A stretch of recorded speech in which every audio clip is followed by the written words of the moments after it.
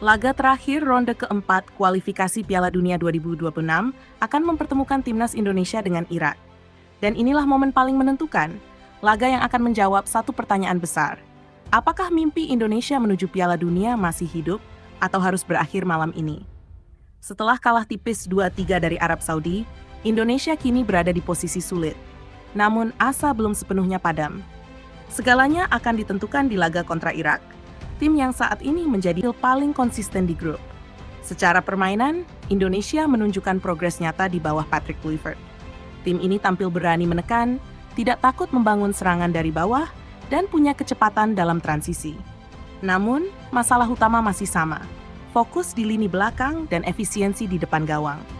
Itulah dua hal yang harus diperbaiki jika ingin mengalahkan Irak. Kekuatan utama Indonesia ada pada keseimbangan. Lini pertahanan mulai terbentuk solid dengan Jay Aizes dan Kevin Dix di jantung pertahanan. Sementara lini tengah memiliki pekerja keras seperti Tom Hai dan Mark Klok. Di depan, pemain-pemain cepat seperti Miliano Jonathans dan Ragnar Oratmangoen bisa dikunci untuk melakukan serangan balik cepat. Secara taktik, Indonesia sudah jauh lebih modern dibanding tahun-tahun sebelumnya. Tapi Irak bukan lawan sembarangan. Tim asuhan Jesus Casas ini dikenal sebagai salah satu tim paling disiplin dan efektif di Asia Barat. Mereka punya organisasi permainan yang kuat, transisi cepat, serta pemain depan yang tajam dalam memanfaatkan peluang.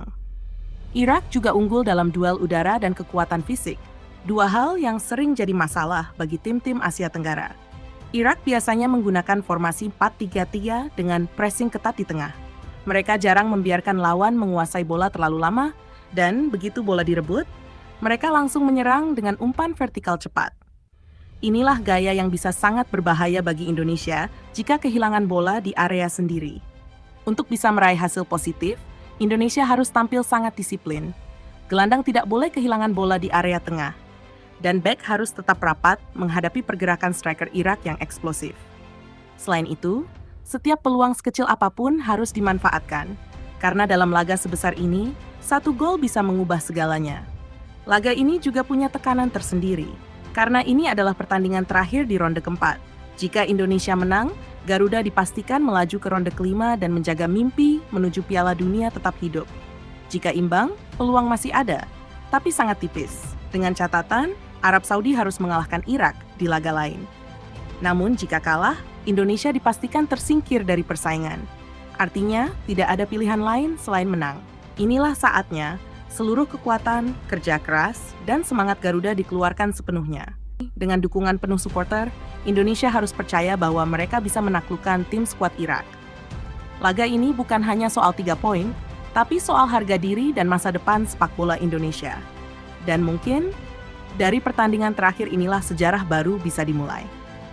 Kalau kalian suka sama video ini, jangan lupa like, komen, dan subscribe channel ini. Semoga yang subscribe sehat selalu, rezekinya lancar, dan cepat kebeli mobil Pajero. Terima kasih ya.